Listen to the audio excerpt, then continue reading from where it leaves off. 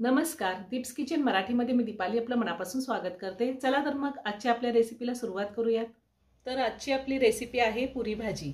भाजीसाठी मी जे मसाले वापरणार आहे ते आपले दीप्स किचन मराठीचे मसाले आहेत। हळद, धने पावडर, लाल तिखट आणि कांदा लसूण मसाला। तुम्हाला जर हे मसाले ऑर्डर करायचे असेल तर वरील दिलेल्या व्हॉट्सअप नंबरवरती तुम्ही कॉन्टॅक्ट करून हे मसाले ऑर्डर करू शकता। भाजी करण्यासाठी मी इथे 4 मीडियम साइजचे बटाटे घेतलेले आहेत। बटाटे उकडून त्याची सालं काढून घेतलीत। 2 मीडियम साइजचे कांदे मी अगदी बारीक चिरून घेतले। कांदा आपल्याला बारीक चिरूनच घ्यायचा आहे। 2 मीडियम साइजच्या टोमॅटोची मी पेस्ट तयार करून घेतलेली आहे। तुम्ही टोमॅटो बारीक कट करून घेतला तरीही चालेल। अर्धा चमचा जिरे, अर्धा चमचा मोहरी, 1 चमचा आलं लसणाची पेस्ट, पाव चमचा हळद, अर्धा चमचा धने पावडर, 1 चमचा लाल तिखट, 1.5 चमचा कांदा लसूण मसाला, कढीपत्ता, कोथिंबीर, चवीनुसार मीठ आणि आपल्याला भाजीसाठी तेल लागणार आहे। सगळ्यात आधी आपण पुरीसाठी पीठ भिजवून घेऊया, त्यानंतर आपण भाजी करूया।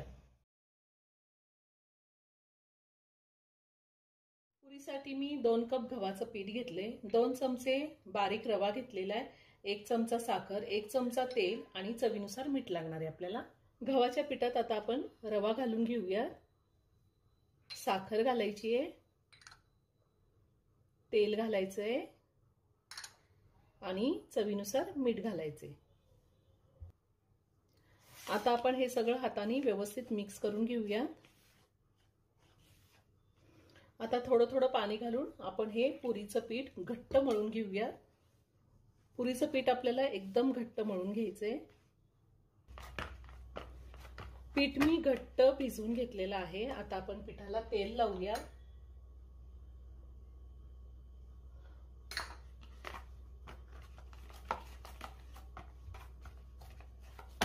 पुरीचं पीठ असं घट्ट मळून घेतलं की पुऱ्या अजिबात तेलकट होत नाही। आता मी 20 ते 25 मिनिटं हे पीठ झाकून ठेवते। जोपर्यंत पुरीचं पीठ भिजतंय तोपर्यंत आपण भाजी करून घेऊया। मी इथे 2 चमचे तेल घेतलेलं आहे। तेलाचं प्रमाण तुम्ही तुमच्या आवडीनुसार कमी किंवा जास्त घेऊ शकता। तेल गरम झालंय, तेलामध्ये आपण जिरे आणि मोहरी घालूया। जिरे मोहरी तडतडले त्यात आपण कांदा घालूया। त्यातच आपल्याला कढीपत्ता घालायचा आहे आणि कांदा आपण परतून घेऊया।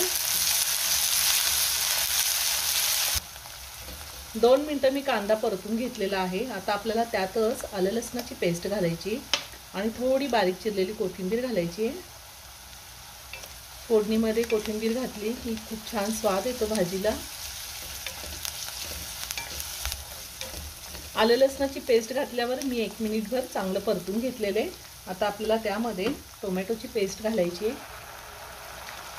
आणि पुन्हा छान तेल सुटेपर्यंत आपल्याला ही टोमॅटोची पेस्ट परतून घ्यायची आहे, म्हणजे टोमॅटोचा कच्चा वास निघून जातो।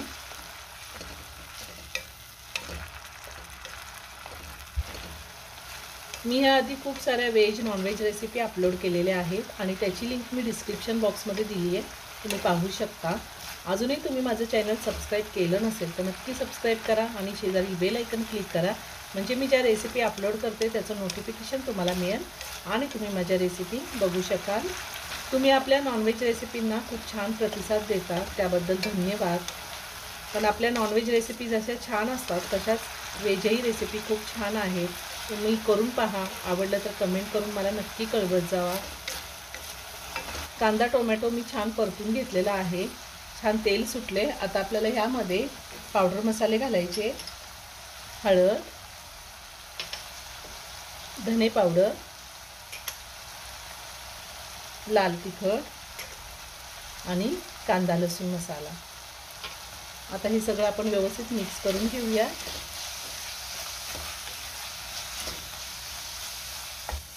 मसाले मी व्यवस्थित मिक्स करून घेतलेले आहेत। आता आपण हे जे बटाटे उकडून घेतलेले ते अशा हाताने कुस्करून टाकायचे।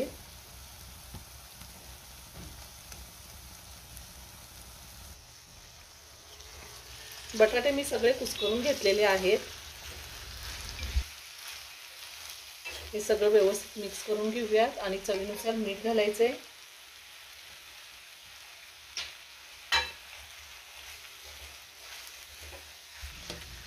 तुम्ही ही भाजी अशी सुद्धा खाऊ शकता, खूप छान लागते। जर सुकी भाजी करायची असेल तर ह्या पद्धतीने भाजी केली तरी चालेल।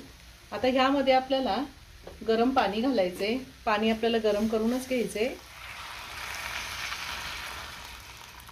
साधारण 1.5 ग्लास पाणी घातलेलं आहे। पुन्हा मी सगळं व्यवस्थित मिक्स करून घेते आणि बारीक चिरलेली कोथिंबीर घालते।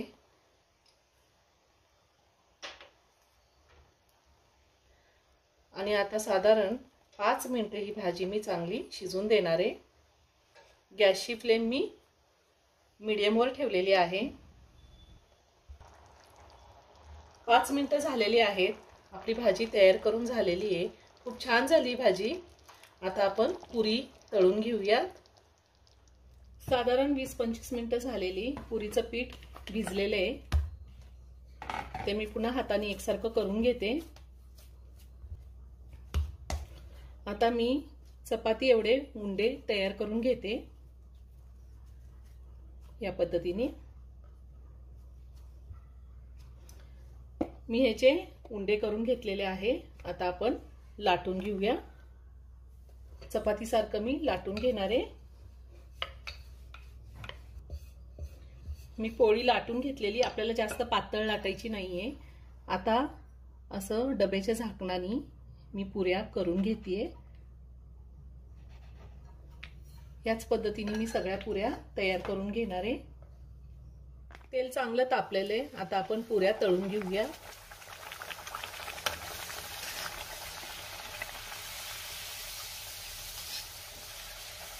खूप छान टम्म फुगलेत पुऱ्या। आपण रवा घातलाय त्यामुळे पुरी जास्त वेळ कुरकुरीत राहते। पुऱ्या तळून झालेल्या आहेत, मी काढून घेते आणि ह्याच पद्धतीने राहिलेल्या सगळ्या पुऱ्या मी तळून घेणार आहे। तयार झाली पुरी भाजी, खूप छान झालेली आहे। तुम्ही नक्की करून पहा। व्हिडिओ जर आवडला तर व्हिडिओला लाईक आणि शेअर करायला विसरू नका। रेसिपी आवडली असेल तर कमेंट करून नक्की कळवा। पुन्हा भेटूया अशाच एका छानशा साध्या आणि सोप्या रेसिपी बरोबर। धन्यवाद।